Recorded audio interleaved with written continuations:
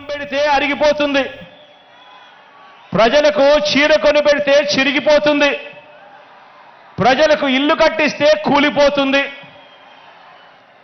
కర్రు కాల్చి వాత పెడితే మాత్రమే ప్రజలకు కలకాలం గుర్తుంటుందని ఆ బాబు చెప్పాడట. ఈ 14 ఏళ్ళు సీఎంగా ఉన్న బాబు కూడా అలాంటోడే. 14 ఏళ్ళు ముఖ్యమంత్రిగా ఉన్న ఈ చంద్రబాబు కూడా అలాంటోడే. అదే చేశాడు.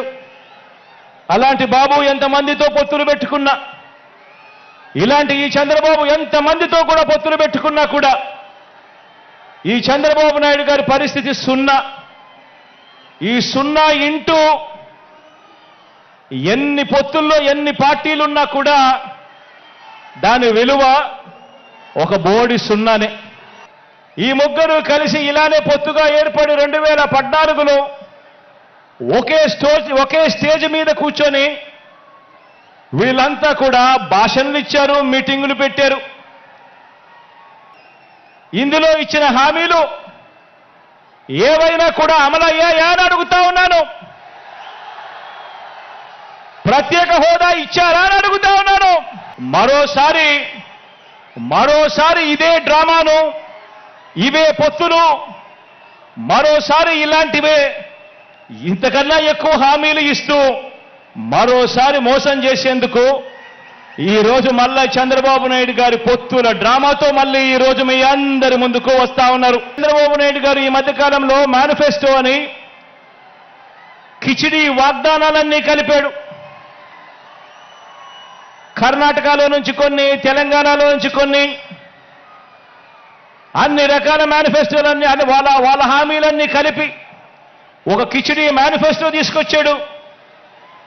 ఆ కిచిడి మేనిఫెస్టో తీసుకొచ్చిన ఈ చంద్రబాబు అందులో భాగంగా వాళ్ళు చూపించే గ్రాఫిక్స్, అందులో భాగంగా వాళ్ళు జరిపించే ఎల్లో మీడియా డిబేట్లు, వారు చేసే ప్రచారాలు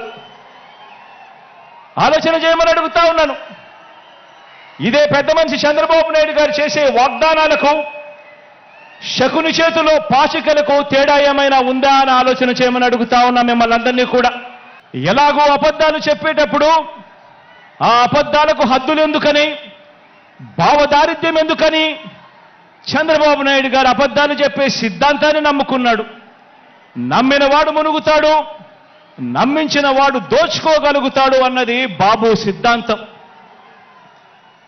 బాబు మేనిఫెస్టో ఏ ఒక్కరైనా కూడా నమ్మటం అంటే బంగారు కడియం ఇస్తానని చెప్పి ఆ పులిని నమ్మినట్టుగానే, ఆ కథలో పులిని నమ్మినట్టుగానే ప్రజలందరూ కూడా మోసపోతారు అని కూడా ఈ సందర్భంగా తెలియజేస్తా ఉన్నా.